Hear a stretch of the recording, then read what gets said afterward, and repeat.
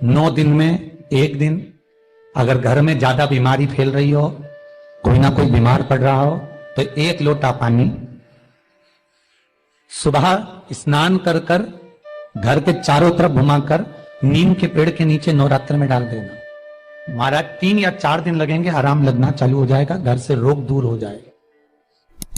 शिव महापुराण की कथा कहती है, देवी भागवत कहती है कि माता का 9 दिवस तक स्थान नीम के पेड़ के नीचे रहता है। इसलिए आज भी दक्षिण दिशा में देवी की मूर्ति नहीं बिठाते, नीम के पेड़ को साड़ी पहनाते हैं, नीम के पेड़ का ही मांग भरकर मंगलसूत्र पहनाकर नीम के पेड़ का ही श्रृंगार होता है और नीम के पेड़ की ही पूजन होती है। दक्षिण दिशा में माता की मूर्ति विराजमान नहीं करते नवरात्र में नीम के वृक्ष की पूजन करते,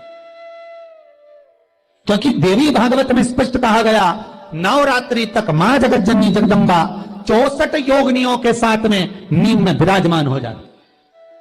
64 योगिनी। घर के अंदर बैठकर आप 27 मनके की माला जप रहे हो, घर के अंदर बैठकर 30 मनके की माला जप रहे हो, घर के अंदर बैठकर 108 मनके की माला जप रहे हो।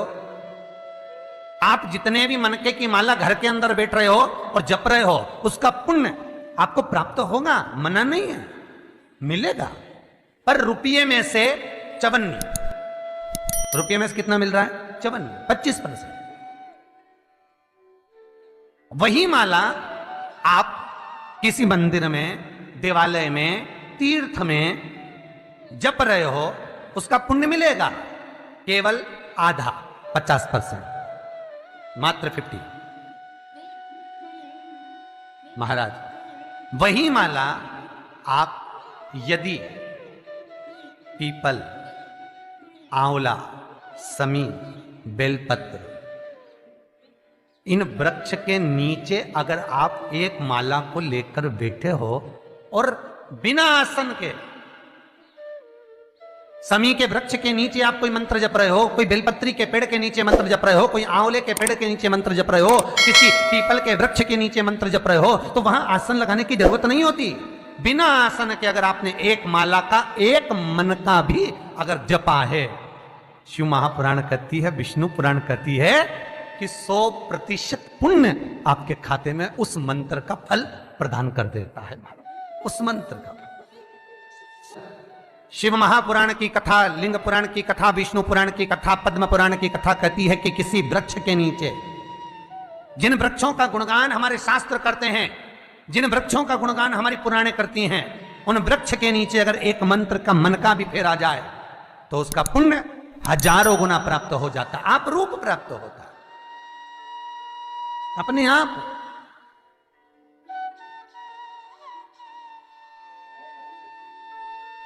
आप जिस पुण्य को करना चाह रहे, मेरा बहुत निवेदन है महाराज, बहुत प्रयास करा करो, प्रयास करना। अगर हाथ के मनके की माला भी नहीं हो और किसी पीपल के पेड़ के नीचे 15 मिनट बैठने का मौका मिल गया, आंवले के वृक्ष के नीचे 5 मिनट बैठने का मौका मिल गया, किसी आंवले के वृक्ष के नीचे आप 5 मिनट बैठे हो, ओम नमो नारायण का मंत्र का स्मरण कर लो, ओम नमो भगवते वासुदेवाय का जाप कर लो, बस उसका फल 4 गुना, हजारों गुना प्राप्त हो जाता है। शमी के पेड़ के नीचे बैठे हो, श्री शिवाय नमस्तुभ्यम का जाप करिए, 4 गुना फल मिलेगा, 1000 गुना फल। बेलपत्री के पेड़ के नीचे गए हो, ओम नमः शिवाय ओम का जाप करिए, फल मिलेगा। उस फल को हमें पाना है। शिव जी का पहला पार्वती के साथ अवतार है काल और काली, महाकाल और महाकाली, पहला होता है। और द्वार पर चप्पल पड़ी होने के कारणवश वो लौट कर चली जाती है। बहुत ध्यान दीजिएगा महाराज, थोड़ा सा आपको बुरा लगेगा, लग जाएगा, और शिव पुराण है, जीवन संवार देगी तो अच्छी बात है,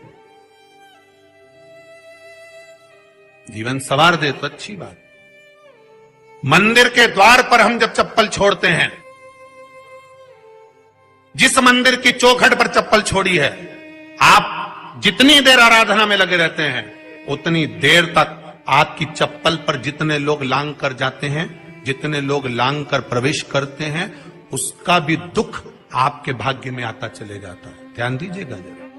चप्पल का भविष्य पुराण में पढ़िएगा कभी कि पादुका का महत्व क्या है, पादुका किस ओर उतारना चाहिए, पादुका को कहां रखना चाहिए। स्कंद पुराण कहती है जिस व्यक्ति पर कर्जा बहुत ज्यादा मात्रा में हो जाता है और कर्जा चूकता नहीं है, आप बहुत प्रयास कर लिए, करोड़ों रुपए का कर्जा हो गया, यहां से लिया वहां दिया, वहां से उठाया वहां दिया, वहां से उठाया वहां दिया, तो निवेदन है कभी मौका लगे कर्जा मुक्ति के लिए सारे वृक्षों में अगर कोई श्रेष्ठ वृक्ष माना गया है तो वो बट का वृक्ष माना गया महाराज। इसलिए प्रशासनिक कार्य के लिए, मानसिक टेंशन में, परेशानियों में बटकेश्वर महादेव का स्मरण किया जाता है।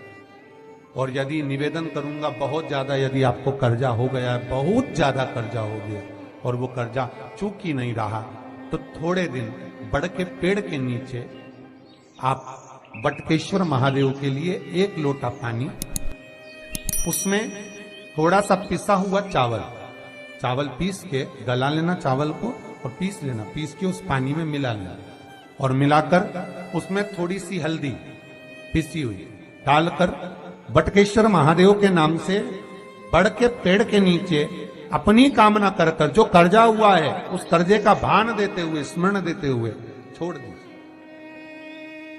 महाराज 2 या 3 सोमवार एक ही जगह पर करना, 3 सोमवार बाद वहीं से बड़ के पेड़ की थोड़ी सी जड़ उठा लाना और उस जड़ को एक कोई धागे में बांधकर या तो अपनी गले में डाल लो या अपनी जेब में पटक लो, उसको थोड़े दिन पटक कर रखना, लगभग 2 से 3 महीना पटक कर रखो। वो जड़ जैसे बड़ का पेड़ विस्तार होता है, पानी गिरे ना गिरे, जल वृष्टि हो ना हो, गर्मी पड़े ना पड़े, उसको कोई फर्क नहीं पड़ता, बड़ का वृक्ष आप रूप फैलता जाता, उसकी जड़ें अपने आप प्रबल होती है। उसी तरह ये बटकेश्वर महादेव कहीं से भी अगर जड़ आपके पास में रखी है 1 महीना, 2 महीना, 3 महीना तक, तो ये जड़ अपने आप लक्ष्मी को पकड़कर खींच कर लाती है और कर्जे से मुक्त कर देती है। बटकेश्वर महादेव का स्मरण सुख का देना हो।